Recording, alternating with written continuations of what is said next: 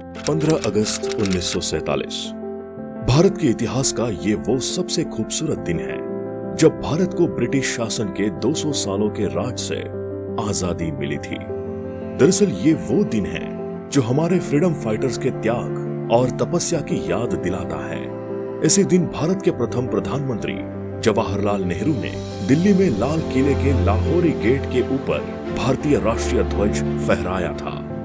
बता दें कि इस दिन काफी कुछ ऐसा हुआ था जो इतिहास के पन्नों में दर्ज हो गया। भारत के पहले प्रधानमंत्री पंडित जवाहरलाल नेहरू का वो पहला भाषण जो उन्होंने 14-15 अगस्त की मध्यरात्रि में वॉइसरॉय लॉज मौजूदा राष्ट्रपति भवन से दिया था। यही वो दिन है जिस दिन जवाहरलाल नेहरू जी भारत के सर्वप्रथम प्रधानमंत्री बने। लेकिन लोकसभा सचिवालय के एक शोध पत्र के मुताबिक नेहरू ने राष्ट्रीय ध्वज लाल किले के लाहौरी गेट से 16 अगस्त 1947 को फहराया था। इसके साथ उन्होंने पूरे देशवासियों को संबोधन भी किया था। भारत में स्वतंत्रता दिवस 15 अगस्त को मनाया जाता है।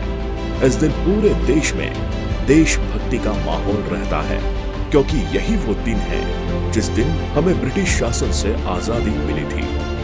दरअसल ईस्ट इंडिया कंपनी काफी समय से भारत में व्यापार करने की सोच रही थी, लेकिन भारत में दुनिया की सबसे ताकतवर सल्तनत में से एक मुगल सल्तनत स्थापित थी।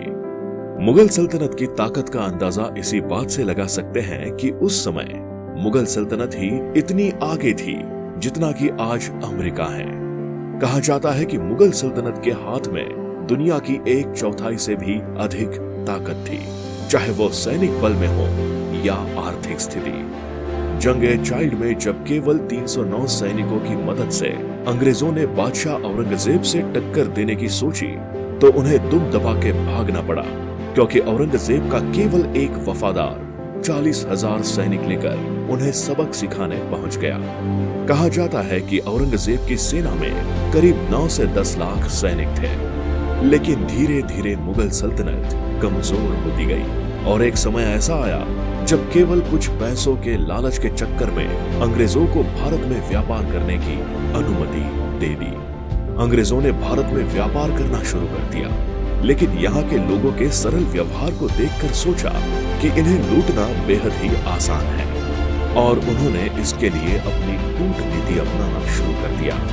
शुरुआत में अंग्रेजों ने जहांगीर को भड़काकर पुर्तगालियों को रास्ते से हटाना शुरू कर दिया, जो कि उनसे भी पहले भारत में व्यापारिक दृष्टि से आ चुके थे। करीब 1615 से 1618 के बीच में अंग्रेज अधिकारी थॉमस रो ने मुगल शासक जहांगीर से व्यापार के लिए विशेष अधिकार प्राप्त कर लिया और जगह जगह अपने कारखाने लगाना शुरू कर दिए। धीरे धीरे कंपनी का वर्चस्व बढ़ता गया और उन्होंने अपनी कूटनीति से भारत में अपना शासन स्थापित करना शुरू कर दिया। ब्रिटिश शासन केवल अपना ही फायदा देखता था और इसके चलते उन्होंने भारतीयों पर अत्याचार करना शुरू कर दिया।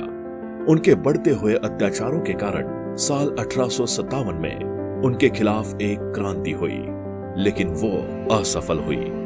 लेकिन आखिरकार करीब 90 सालों बाद क्रांतिकारियों की कुर्बानी के बदौलत हमें अत्याचारी ब्रिटिश शासन से आजादी मिल ही गई। जब तय हो गया कि भारत 15 अगस्त को आजाद होगा तो जवाहरलाल नेहरू और सरदार वल्लभ भाई पटेल ने महात्मा गांधी को खत भेजा।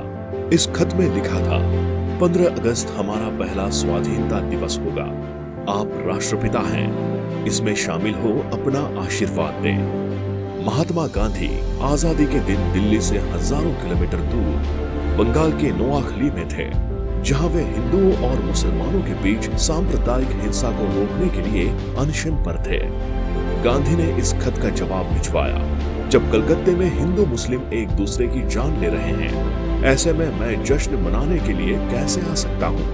मैं दंगा रोकने के लिए अपनी जान दे दूंगा। जवाहरलाल नेहरू ने ऐतिहासिक भाषण ट्रिस्ट विद डेस्टिनी 14 अगस्त की मध्यरात्रि को वॉइसरॉय लॉज मौजूदा राष्ट्रपति भवन से दिया था।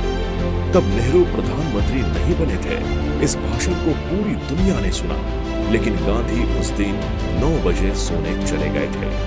15 अगस्त 1947 को लॉर्ड माउंटबेटन ने अपने दफ्तर में काम किया। दोपहर में नेहरू ने उन्हें अपने मंत्रिमंडल की सूची सौंपी और बाद में इंडिया गेट के पास प्रिंसेस गार्डन में एक सभा को संबोधित किया। हर स्वतंत्रता दिवस पर भारतीय प्रधानमंत्री लाल किले से झंडा फहराते हैं, लेकिन 15 अगस्त 1947 को ऐसा नहीं हुआ था। लोकसभा सचिवालय के एक शोध पत्र के मुताबिक नेहरू ने 16 अगस्त 1947 को लाल किले से झंडा फहराया था। भारत के तत्कालीन वायसरॉय लॉर्ड माउंटबेटन के प्रेस सचिव कैंपबेल जॉनसन के मुताबिक मित्र देश की सेना के सामने जापान के समर्पण की दूसरी वर्षगांठ 15 अगस्त को पड़ रही थी। इसी दिन भारत को आजाद करने का फैसला हुआ। 15 अगस्त 1947 को बिस्मिल्लाह खान ने शहनाई बजाकर आजादी की पहली सुबह का शानदार स्वागत किया था।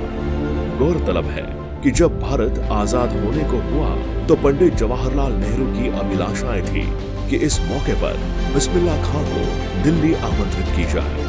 इतिहासकारों के मुताबिक स्वतंत्रता दिवस समारोह का इंतजाम देख रहे तत्कालीन संयुक्त सचिव बदरुद्दीन तैयबजी को खान साहब को ढूंढकर उन्हें दिल्ली लाने की जिम्मेदारी दी गई थी। नेहरू के आमंत्रण पर खान साहब दिल्ली आए। बिस्मिल्लाह खान और उनके साथियों ने राग बजाकर सूर्य की पहली किरण का स्वागत किया। इसके बाद पंडित नेहरू ने झंडा वंदन किया। 15 अगस्त तक भारत और पाकिस्तान के बीच सीमा रेखा का निर्धारण नहीं हुआ था। इसका फैसला 17 अगस्त को रेड क्लिफ लाइन की घोषणा से हुआ। भारत 15 अगस्त को आजाद जरूर हो गया, लेकिन उसका अपना कोई राष्ट्रगान नहीं था। रविंद्रनाथ टैगोर जन गण मन 1911 में ही लिख चुके थे, लेकिन ये राष्ट्रगान 1950 में ही बन पाया। भारत आज स्वतंत्रता की 75वीं सालगिरह मनाने की तैयारी में जुटा है।